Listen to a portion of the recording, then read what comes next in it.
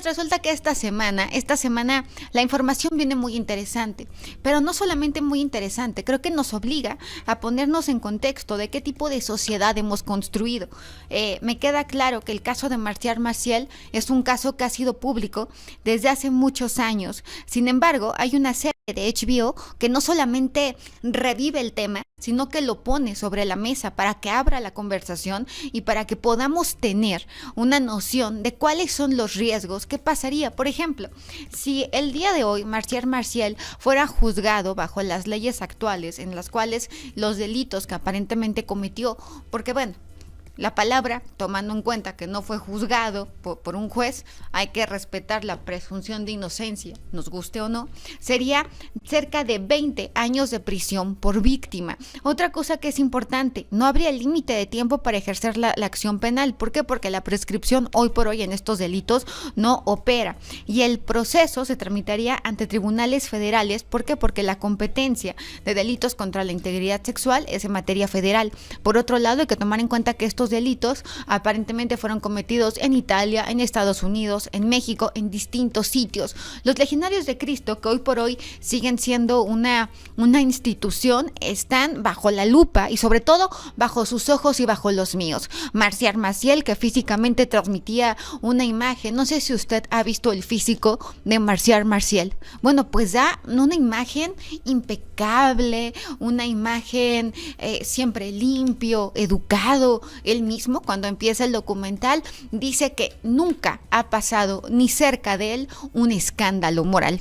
Imagínate bajo qué lógica y cómo estaba convencido de lo que hacía. Sin embargo, para él era muy importante confesarse para ir al cielo, para que nos demos una idea de este ser contradictorio. Ahora, Marcial Maciel es el fundador de los Legionarios de Cristo. Hay que tomar en cuenta que su nombre completo es Marcial Maciel Degollado, que nació en 1920 y que murió en el 2008.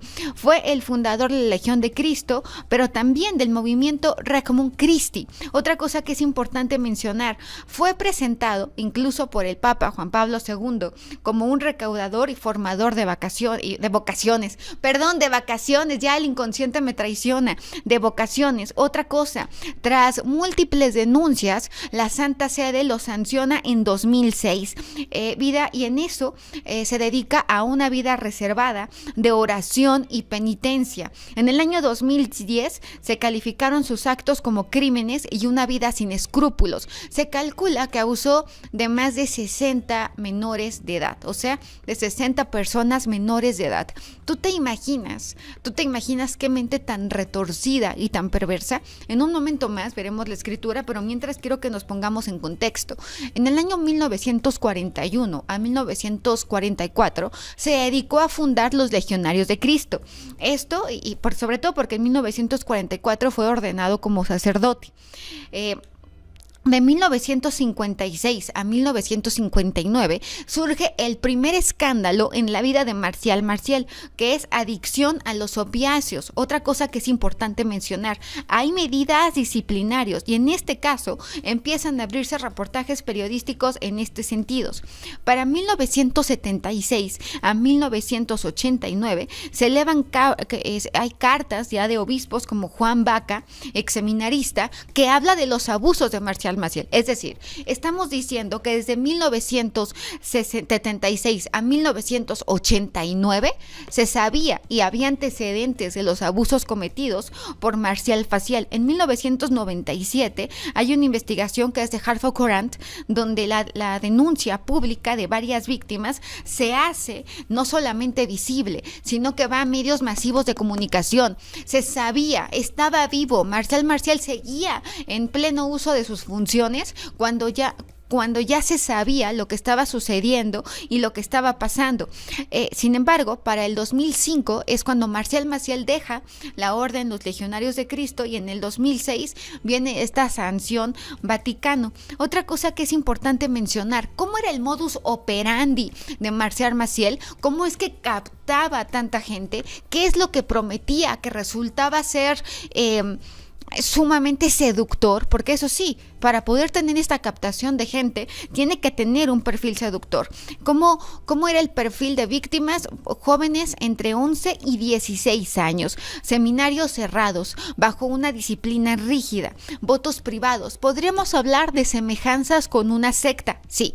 Absolutamente, medidas disciplinarias, órdenes jerárquicos, etcétera. Y además, votos privados para no poder criticar a los superiores y sobre todo para que no pudiera haber denuncias. Otra cosa que es importante, quien delataba tenía en ese momento cerradas todas las puertas. Estamos hablando también de un abuso sistemático. ¿Qué es un abuso sistemático? Bueno, que en múltiples testimonios de abusos sexuales a menores y bajo su autoridad, a veces bajo sedantes y en otras ocasiones bajo opiáceos, que además funcionan de forma similar. Hay una doble vida. Además de seminarista, se sabe que tuvo relaciones con mujeres y que tuvo hijos. De hecho, varios declararon públicamente ser hijos de Marcial Maciel y cómo era Marcial Maciel como padre. Hay que tomar en cuenta que la infancia de Marcial Maciel es de un hombre que no se sabe si estudió más allá de la primaria. ¿Por qué? Porque no hay nada que compruebe cuáles son los verdaderos estudios académicos de Marcial Maciel. Lo que se sabe es que tenía un físico que inspiraba confianza, que era un gran seductor, que a través de la fe lograba captar, pero además hacía que los papás de estos muchachos tuvieran confianza en él. Estamos hablando justamente de cómo hay una red de protección, donativos, cercanía con altas figuras de la iglesia y con élites de investigaciones. Entonces, también se habla que Marcial Maciel fue encubierto, y fue encubierto porque la cantidad de dinero que aparentemente dejaba era inmensa. Vamos a seguir hablando de este tema. ¿Por qué?